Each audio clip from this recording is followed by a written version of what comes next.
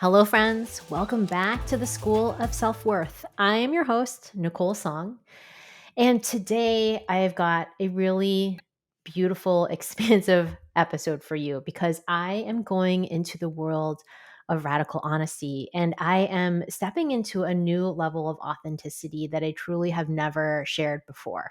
This particular topic has been on my mind for some time, and I'm finally ready to be vulnerable in a totally new way for me.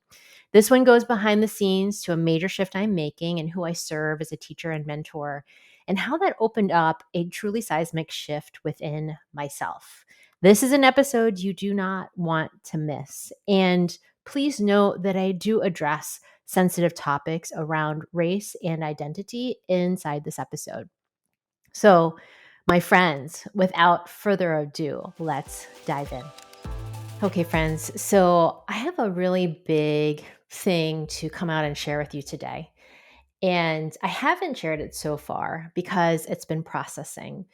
It's been processing me since the holidays, for me since the holidays. And if you are on my email list, you probably saw that I shared earlier this month about my theme for the year. And I shared that I had an intuitive download, but I didn't share what that download was. So I will be sharing that today. I'm going to get to that. But I wanted to share what it's been like for me since I had it and the process of getting to this point of actually recording this podcast about it. So it came to me in a kind of funny time, like at the end of my work time before I was heading into some time with family. And I just heard it like boom, it was super quick. It was super clear. And the way intuitive downloads goes, they typically bring like this energy of excitement and expansion. And so I was like, oh, so excited. And I texted one of my closest entrepreneur friends, and she's like, oh my gosh, Nicole, that is so spot on. That settled into my body. I really felt that for you. And so I was just like, yes, I feel so good. I had all these ideas. And then boom, I was totally freaked out. Like, I think probably an hour later, I was like, oh my gosh, no, like, I can't do that. I can't do that. That's not possible. Um, it totally scared me. And then I kind of, through the holidays, I avoided it. I was like, I'm not going to think about this. This is too intense. I don't really want to deal with this. And I also had this weird subconscious shame spiral going on. Like, how have I not seen this before? Have I not done this before? And feeling really like face palm, like, oh my gosh, how have I, who teaches women to connect to who they truly are, how have I hidden such a large part of myself in the kind of work that I do and the people that I serve? But how intuitive downloads work is they're pretty persistent. Once you have them, it's like no getting away from it. And so when the holidays were over, I was actually going to have a call with the friend that I had texted. And in that conversation with her, it started to help me settle how important the conversation that I'm about to have with you today is. Like, she and I were talking about her experience doing something very similar. I started to share more about my experience of who I am on a deep level, as a Chinese American woman, as an Asian American woman. And she was like, there's so much here for you, Nicole. And for her, making a similar choice on the other side of that was freedom. And she's like, for you, it's going to be the same.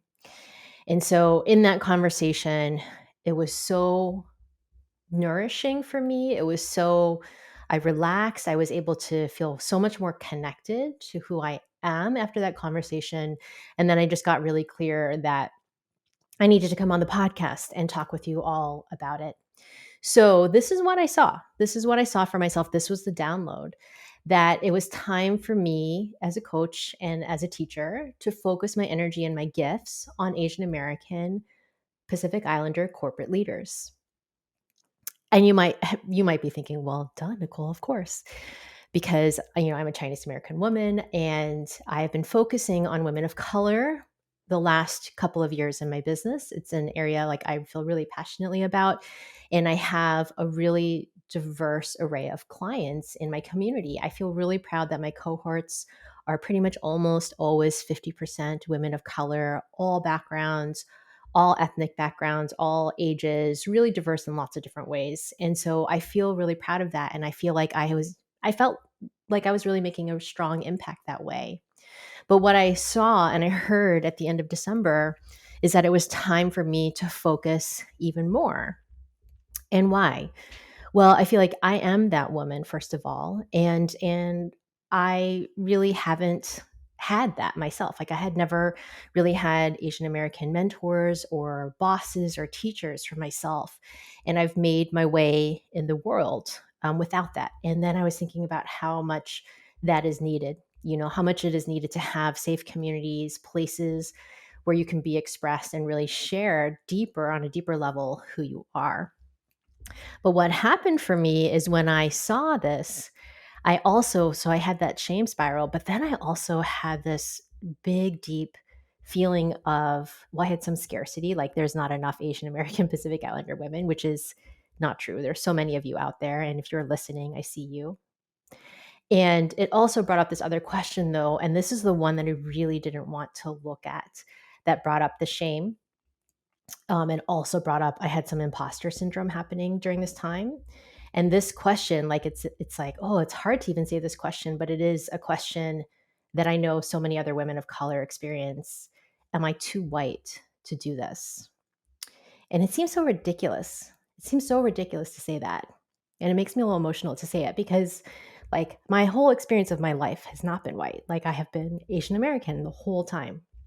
The world sees me that way. You know, the color of my skin, who I am, has always been perceived that way. And yet, every woman of color I've spoken to about this has had that same question. Like, am I, code switching too much into being white? And so I can't really be expressed more deeply in who I am. And, I am great at this. Like, I'm so good at this, blending into white spaces. I've done it my whole life. I did it in my high school, was mostly white. I did it in college. I did it in journalism for sure, very white spaces. I did it in yoga, extraordinarily white. I continue to do it in the entrepreneur world, also very white, right? And so all of this to say is that, as a kid too, I always tried to buck the stereotypes of Asian American, like the model minority and all of those places where I was like, I don't want to be like those kids with like their tiger moms and doing like trying to achieve and be a doctor. So I'm not going to do those things, except I did them kind of my own way anyway. Like I still played violin, I still played tennis, I still went to Dartmouth College, I still went to an Ivy League school. And so, it's interesting to see how there's just been this stress, this tension my whole life of like, how do I be me in a world that wants me to accommodate them all the time? And so many women of color, like I've had really profound conversations with, especially my women of color entrepreneur friends about this exact topic since I had the download. And in those conversations, I've really seen how important it is to have this conversation and how important it is for me to go into a deeper level of service in what I do and who I am and not hiding that part of me. And so that kind of gets deeper into being vulnerable and being more open about who I am. And while I've told myself for some time, I've really told myself this for some time. So back when I launched my book, 24 Ways to Move More in 2020, I was doing a lot of book events and I was really intentional about picking women of color facilitators the whole time. And I told myself it was enough at the time to simply be a woman of color representing, to have women of color facilitators, to be a woman who speaks up, who goes on television, who writes books, who has a podcast, and who invites women of color onto her podcast. Like that was enough. And the truth was, though, after this download, I realized there was some level where I was actually still hiding as a teacher in terms of who I was serving and speaking up and speaking to experiences like I'm sharing with you all today, like around shame and that experience of like, am I too white? Like I am married to a white person and lots of women of color, there's lots of interracial marriages out there and there's no shame in that. But the experience is like, can I lead? Is that authentic? Is that honest? And this is, I think, the question for any person of color who exists in the United States. And then, particularly as an Asian American, like we are placed in this kind of funny zone where we are like sort of acceptable. And it's always been that's the model minority myth is that it's acceptable We're the acceptable people of color. We're the ones who are like the ones you can be friends with. It's easier to, right? And it's just about our culture and our food and not about our experiences as a person of color and the things that people say to us and the experiences that we have that are really particular. And I've always relied on conveying my culture through food, through hosting Chinese New Year parties, through, eating dumplings and wanting people to always like go with me. Like I want to eat Chinese food, Asian food, like pretty much all the time. And so that's always me. And like I love Korean culture. Like, many of you know, like I'm a big BTS fan. But sometimes that also still just feels like another way that it's just easy to like make people accept me is through cultural things rather than the truth of how I'm treated or the things that people say to me. I don't share the paper cuts and they happen. And I say this honestly without any resentment or anger because that is so much of what I teach. That is so much of how I practice. And the truth is, they are there. They are there. People say things to me like, I love Korean culture, not Korean. But when I'm making Korean food and I'll share it with somebody, people sometimes will ask, like, oh, are you Korean? And it's honestly the same as if you were making tacos and someone's like, oh, are you Mexican? I mean, that is the level of assumption that is happening. And when so many assumptions are being made daily about my choices based on who I look, it can add up over time. And like I said, I've dedicated my life to really healing myself, to really feeling whole and complete. I don't take any of this forward with anger or resentment. I actually find it very important that I not have that, to not build up resentment against a dominant culture that I exist in, because then how could I actually do this? How could I live in the world the way that I do? And there is this level of suppression that can happen where we pretend like it doesn't exist. So there's the level of pretending it doesn't bother you. I don't live in that world. But I want for the women who do that, like we have to look at those pieces where you pretend it doesn't exist. And then there's a level of it exists and you're angry and you're resentful. And then there's a level of understanding the world you're in and choosing to heal yourself to move forward from that. And that's where I like to live. That's where I want to exist. And I'm committed to supporting other Asian American Pacific Islander women, especially corporate leaders, around where do you see that? How do you move through that? And then how do you, on a deeper level, be yourself fully? How can you be yourself in a complete way in an environment that is not dedicated to recognizing you, being aware of you, seeing you? It's dedicated to you trying to assimilate. It's dedicated to you trying to be like everybody around you instead of being yourself. And then I want truly for AAPI corporate leaders, like the source of their success to be themselves, like who they are, their complete, their whole selves. And I know for myself, like it's just super interesting for me to come into this deeper level of it, to share the way that I'm sharing with all of you in this conversation, because it's not easy. It's not easy to tell people that they say things that hurt you, and they don't do it intentionally. And I know that white people live in a white supremacist culture that is also creating that for them. Like they are not aware of it. And when they become aware of it, that can be a source of shame too, right? And I'm here simply to share my experiences so that you can, if there's takeaways for you or something for you to see from it, great. Like that's what I want for you. And I'm here to have to be a space for women like me to understand that other people have that same experience, that that there are someone who understands what they're going through, sees them, knows the experience themselves very personally, and also knows how to support you to be on the other side of it. And that the source of who you are is like it's part of everything of who you are. Like I work so much on purpose, and purpose to me is so multifaceted, and who you are so multifaceted, every human who's listening. And I also know that my culture, my background, my history, all of that is so important to who I am. And I also know that in the world, a lot of assumptions can be made about me based on what I look like. And what our job is how do we continually come back to the source of who we are. And for me, like, I've known this even going back to when I started to see that and recognize, like, I need to support women of color, and then now seeing that I need to really focus more of my energy again on AAPI corporate leaders, that that is part of who I'm here to be, because I understand, I know what that's like. It's part of my history, it's part of my experience, my current experience in life. And I am the one who can do that. And for us to understand and recognize fully who we are, man, that's the greatest gift in life. It truly is. And I really know that this download, like an intuitive download, is a calling. Like, they're not just random things that we get.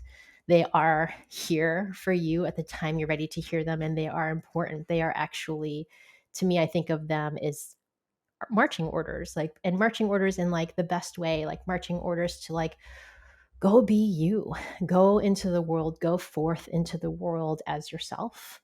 Don't hide it. Don't tuck it away. Don't pretend like this isn't an impact. Like, I see all the time, and I often do wonder sometimes if, I think in a lot of the communities I'm in, I'm always like trying to be accepted. And I think we all are always trying to be accepted. And then I always have to come back to, like, I'm the only one who can really accept myself. And then recognizing too that when you're a person of color, like, it's a different situation. It is just the truth, right? So how can I come back to who I am and be with who I am, and then be with the people who also recognize me and see me? All of that is so important. And so I really see the need for that with the women that I serve. And I just feel that call, essentially. So let me come back to my theme. So, my theme, if you haven't heard it yet, my theme for 2024 is I surrender to divine timing. And it really applies to a lot of areas of my life. In this case, it applies to the divine timing of when I heard to focus my energy on AAPI corporate leaders. And it doesn't make me bad to not have known it earlier. I knew it when it was time to know it. And the conversations, again, like I've had with other women of color since hearing this, has only more deeply shown to me how important it is, and how important it is for women of color, AAPI women, to have mentors, to have people who can support them, create the spaces where they get to really be seen and heard, heal those things that are going on within them, the experiences that they're having, to be themselves fully. Like, gosh, that is like, I mean, it feels like the greatest calling of my life, honestly, at this moment. So, yeah, I wanted to share this with all of you. I wanted to share this as an invitation for any Asian American woman out there who is listening, so that you know that I see you, I feel you, I hear you, I know what it's like. And I also wanted to go deeper with this. So I wanted to share this as part of a 3-part series. This is part 1. I'm going to spend the next 2 episodes focused on some of the biggest challenges facing AAPI corporate leaders. So just know that it's coming. We've got a couple more episodes about this specific topic. And then what does this mean for the podcast in general, for School of Self-Worth? I'm not totally sure yet. Like, we have some people on tap who are not AAPI who are still going to be on the podcast. We have really powerful conversations that I want to have on the podcast. I know that I've always been dedicated to sharing diverse voices. What I do know is that you will likely be hearing a lot more AAPI guests on here, um, that they will be sharing their experiences, will be still on that self-worth journey, because I really feel like that is the piece of the journey that is key for so many AAPI women leaders. Like, how do you be yourself fully? And I know that you're all welcome to listen. You're all welcome to be here to learn and to hear what that conversation is. And I also know that, we'll be a year or so soon enough in this podcast in April, and they will continue to evolve just like I'm evolving. And I hope that each of you, and I know that each of you, is also evolving as well. So thank you so much for listening. Stay tuned for what we've got going on. And please know, I really would love to hear from you. I would love to hear from you, from what resonated from the share, from this whole podcast. And then I'd also, for my AAPI corporate leaders who are listening, what would you like support with? Like, what topics would resonate most with you? So either way, DM me at Nicole Song on Instagram. Let me know what you heard, what you'd like to keep hearing. And please know that I am just so grateful for you for listening all the way to the end of this, for allowing me this space to share. I am so grateful to myself for being able to stand in who I am to record this podcast. And I'm so grateful to all my teachers who have helped me get to this point in my life that I am able to do things like this. So thank you, everybody. Stay tuned. Some really, really great stuff coming up next in the podcast. Okay, I'll talk to y'all soon.